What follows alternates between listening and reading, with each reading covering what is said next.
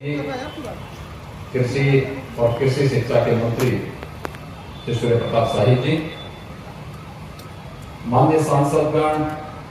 श्री रविकिशन जी,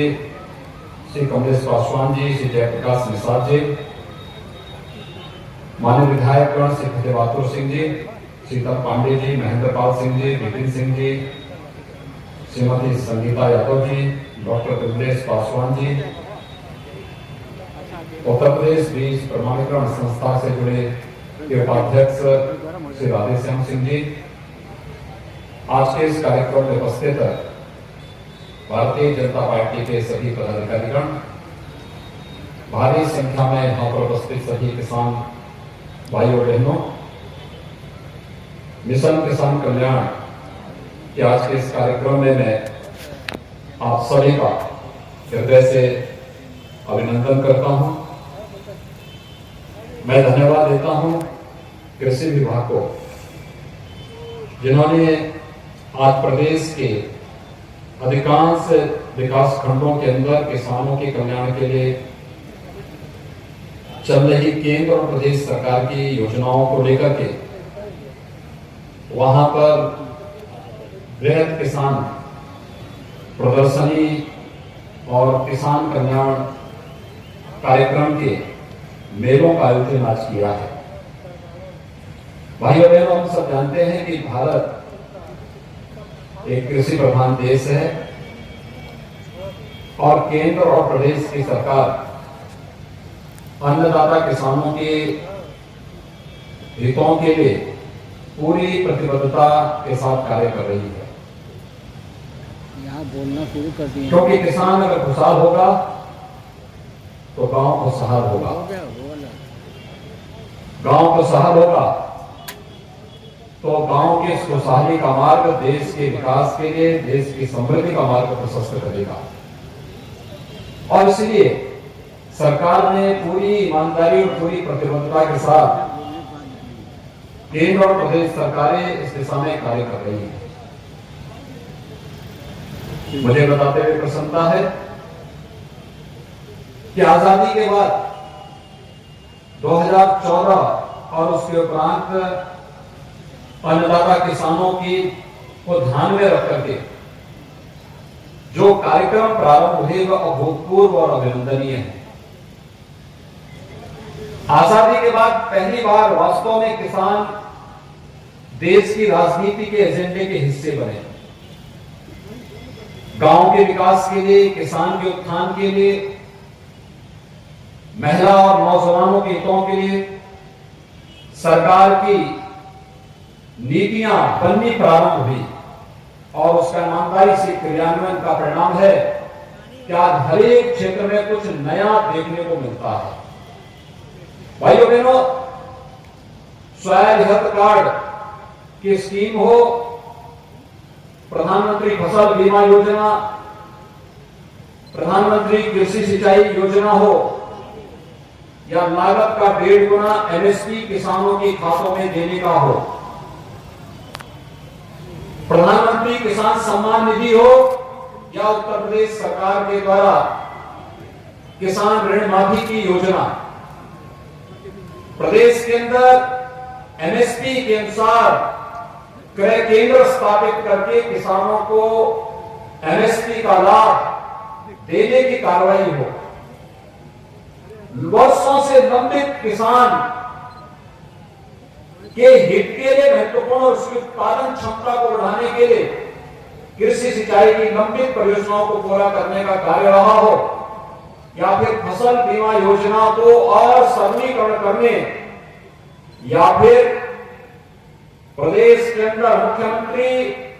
कृषक दुर्घटना बीमा योजना को कृषक के परिवार के साथ साथ बटाईदार को इसमें शामिल करने का कार्य हो। एक साथ तमाम प्रकार की योजनाओं को सरकार ने अन्नदाता किसानों के जीवन में व्यापक परिवर्तन के लिए ही लागू किया है। और आज मुझे बताते हुए प्रसन्नता है जब हम लोग इस चरनावा में इस कृषि विभाग के द्वारा संचालित इस कृषि महाविद्यालय के प्रांगण में हम सभी एकजुट होकर के इस कार्यक्रम के साथ सहभागी बन रहे हैं तो किसानों के लिए 20 करोड़ रुपए की लागत से एक छात्रावास का भी शिलान्यास का कार्यक्रम यहां पर आज कृषि विभाग के द्वारा प्रारंभ किया गया है। भाइयों बहनों, मंडी के माध्यम से भी किसानों को सीधे मंडी के साथ जोड़ने, किसी किसान के उत्पाद पर मंडी शुल्क नहीं लिया जाता है, लेकिन मंडी अपनी आय का एक बड़ा हिस्सा किसान कल्याण के लिए सीधे खर्च करता है। प्रत्यक्ष भी और अप्रत्यक्ष भी और पैसा किसान कल्याण के कार्य में खर्च होता है।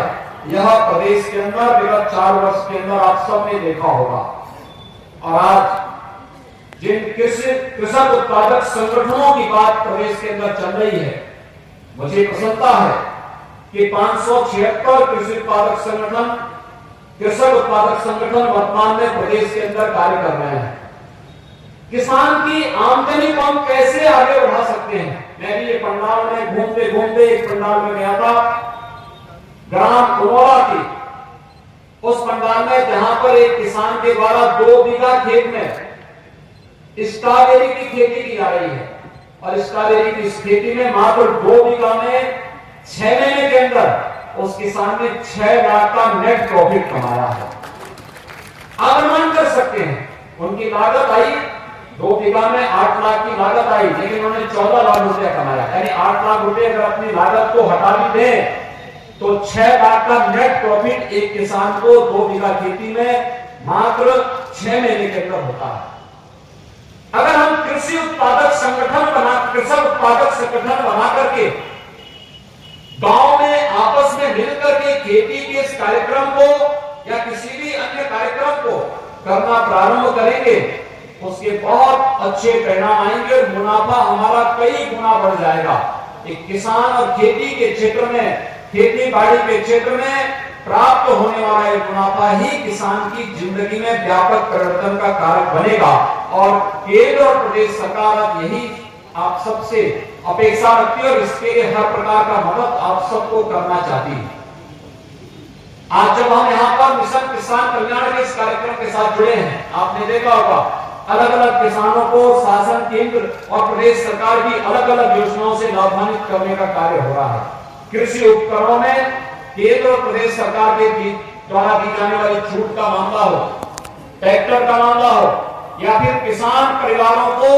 सरल ब्याज दर पर आसान किस्तों में दी जाने वाली ऋण की व्यवस्था हो, ये सभी केवल किसान कल्याण के लिए और किसानों के जीवन में खुशहाली लाने के लिए सरकार की एक योजना का हिस्सा है, जिससे अन्नदाता किसान की खुशहाली के माध्यम से हम समाज और राष्ट्र के अंदर खुशहाली पैदा कर सकें। यह इसके पीछे का बहुत स्पष्ट है। लेकिन आज जब एक तरफ केंद्र और प्रदेश सरकार पूरी ईमानदारी और प्रतिबद्धता के साथ किसानों के हितों के लिए कार्य कर रही है, तब कुछ निहित स्वार्थी तत्व किसान बंधुओं के कंधों पर बंदूक रख करके वह अनावश्यक किसान भाइयों को गुमराह करके अव्यवस्था और अराजकता का वातावरण देश के अंदर पैदा करना चाहते हैं। हर व्यक्ति जानता है कि जो किसानों के कंधों पर बंदूक रखने वाले तत्व किसके इशारे पे काम कर रहे हैं, जिनको किसानों से कुछ लेना देना नहीं। जिन्हें जब सत्ता में रहने का अवसर प्राप्त हुआ तो उन्होंने किसानों के हित के लिए कोई कार्य नहीं किया, न मृदा परीक्षण का कार्य किया, न कोई उनके लिए फसल बीमा की सुरक्षा की योजना लाई गई, न कोई किसानों के लिए कृषि सिंचाई की योजना उनके समय में आई थी, न प्रधानमंत्री किसान सम्मान निधि उनके समय में आ पाई थी, न किसानों के कर्ज ही माफ हो पाए थे, न एफपीओ की बात उन्होंने की, हर खेत को पानी देने की बात भी कभी नहीं की। लेकिन उस सब के बावजूद वे चंद लोगों के इशारे पर किसान भाइयों के हितों के लिए चलाई जाने वाली योजनाओं में कैसे बाधा पैदा की जाए, आज इसके लिए उन्होंने दुष्प्रचार का सहारा लेना प्रारंभ किया। और ये दुष्प्रचार किस कदर का, कितना झूठ बोलते हैं लोग कि किसान की जमीन हड़प ली जाएगी। कैसे कोई किसान की जमीन को हड़प लेगा? प्रधानमंत्री जी ने बार बार